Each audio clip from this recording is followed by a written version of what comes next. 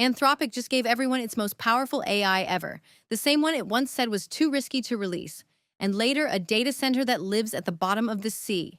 It's Wednesday, June 10th. You're on Innover, 7 stories. Let's go. Anthropic just released Claude Fable 5. This is the first public model from its top tier called Mythos. Back in April, that tier was locked away. Anthropic said it was too powerful to hand out. Now a safer version is here for everyone, and it is fast.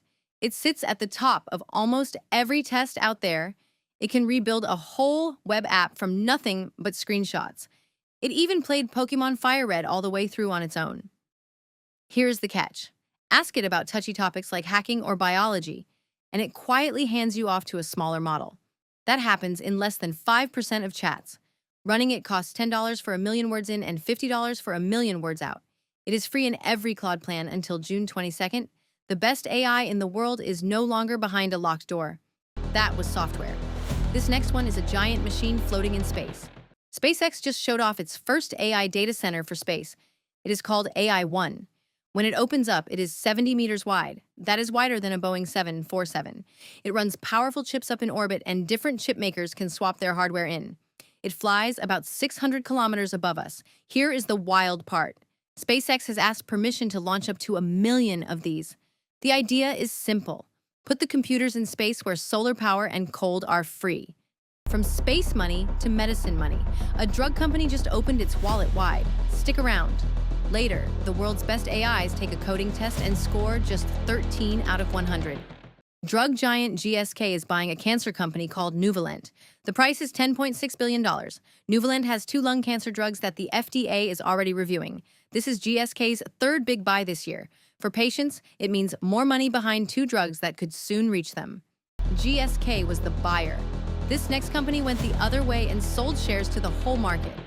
A cancer drug maker named Parabilis just went public. It raised $670 million. That is the biggest biotech debut on NASDAQ in history.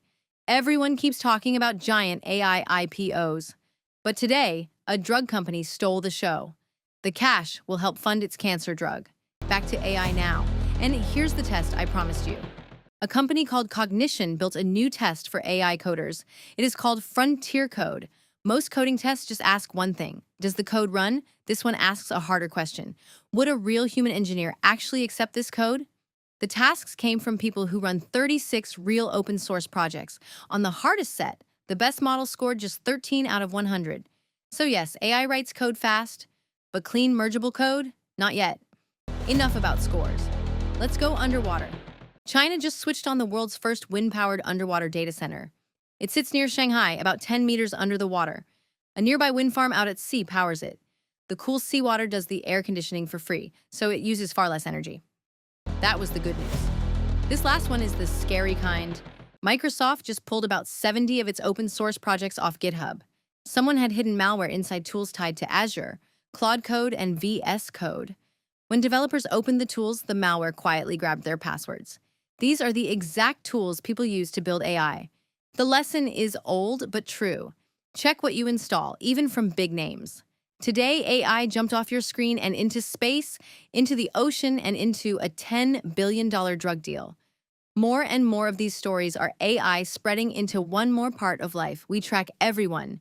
Subscribe and watch it spread with us.